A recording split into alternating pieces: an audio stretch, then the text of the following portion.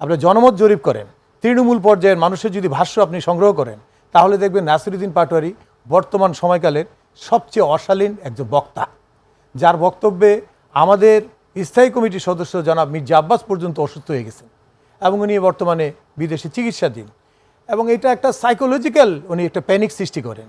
তো এই ধরনের বক্তব্য দেওয়ার কারণটা কি? উনি কি চান? যে আছে না, আমরা আগে দেখেছি না যে হিরো আলম নামে একজন কিন্তু কি বলে ভিলেন, সে কিন্তু আসলে বেসুরা গান গাইতো, কন্টেন্ট ক্রিয়েটর, তার গান কিন্তু আসলে কোনো কেউই কিন্তু পছন্দ করতো না, কিন্তু তারপর সে গেয়েই যেত। কেন? নিজেকে খ্যাতির শীর্ষে পৌঁছানোর জন্য। এটা তারই একটা অংশ বিশেষ।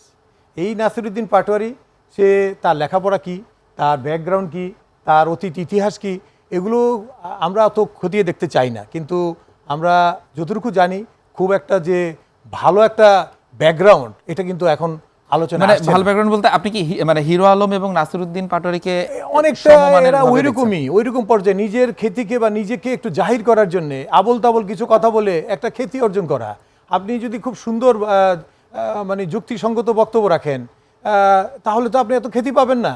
খ্যাতি তো দুইভাবে হতে পারে, কিন্তু তিনি তো ঢাকা বিশ্ববিদ্যালয়ে পড়েছেন। আপনার নোবেল লরিয়েটরাও খ্যাতি অর্জন করে, আবার যারা আপনার খুব কুৎসা রটনা করে, খুব খারাপভাবে কথা বলে, তারাও কিন্তু খ্যাতি অর্জন করে। খ্যাতিরও তো প্রকারভেদ আছে, ভালো এবং খারাপ। তো সে খারাপের দিকে গিয়ে সে একটা জনপ্রিয়তা, সস্তা জনপ্রিয়তা অর্জন করতে চায়। তো এটাতে আসলে আপনি দেখেন, বাংলাদেশ জাতীয়তাবাদী দল আজকে 3 মাস হয়েছে ক্ষমতায় এসেছে। দীর্ঘদিন আমরা আন্দোলন সংগ্রাম করেছি, 17 বছর কিন্তু আমরা ক্ষমতার বাইরে, আপনি যদি 2008 থেকে আমি কাউন্ট করি, তো সেখানে আন্দোলন সংগ্রামে কিন্তু আমরা কখনোই আমরা পিছনে ছিলাম না, সবসময় ছিলাম। এখন আমাদের যে জুলাই যোদ্ধা যারা এই ফ্যাসিস্ট সরকারকে ক্ষমতাচ্যুত করার ক্ষেত্রে একটা ভূমিকা পালন করেছে, সেখানে আমরাও অগ্রণী ভূমিকায় ছিলাম। সব কিছু মিলিয়ে আমাদের মধ্যে তো একটা উইন উইন সিচুয়েশন থাকার কথা, আমাদের মধ্যে একটা সুন্দর একটা সহাবস্থান থাকার কথা। সেটি নেই কেন? এটা নেই কেন? আমার প্রশ্ন হলো সেটা। ওনারাও নির্বাচন করলেন, আমরাও করলাম, জামাত ইসলামও নির্বাচন করলেন, ওনারা নতুন দল হিসাবে 6টা সিট পেয়েছে তারা। আমি তো মনে করি তারা তাদের অভিযোগ করে বিএনপি বড় দল, অভিযোগ তো আপনাদের দিকেই বেশি আসে। অভিযোগ আমাদের দিকে দিলে কি হবে? আপনি সাধারণ আমজনতাকে জিজ্ঞেস করেন নাসিরুদ্দিন পাটোয়ারি কে, সে এগুলো কি বলতেছে? তাদের তো আরো অন্যান্য নেতা আছে, তাদের দিকে তো আমাদের অঙ্গুলি হেলানো আমরা করছি না।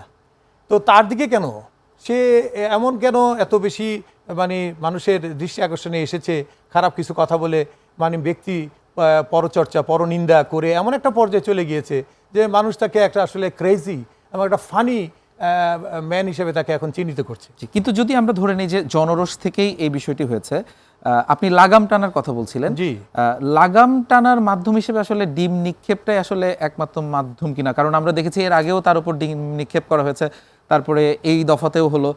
বিএনপি এই বিষয়টাকে আসলে রাজনৈতিক দৃষ্টিকোণ থেকে যেই করে থাকুক, বিএনপি এই বিষয়টাকে কিভাবে দেখে? আমরা আসলে সব রাজনীতিবিদের প্রতি আমাদের শ্রদ্ধা আছে।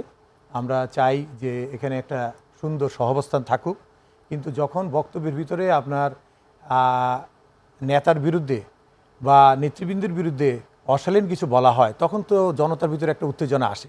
আর উত্তেজনা, ভায়োলেন্স যখন আসে, তখন তো আসলে এটা আপনি কোনো সমীকরণে ফেলতে পারবেন না, বা কোনো সীমারেখা আপনি দিয়ে রাখতে পারবেন না যে তুমি ডিম ছুটতে পারবে না, পাথর ছুটতে পারবে না, বা কিছু এটা করতে পারবে না।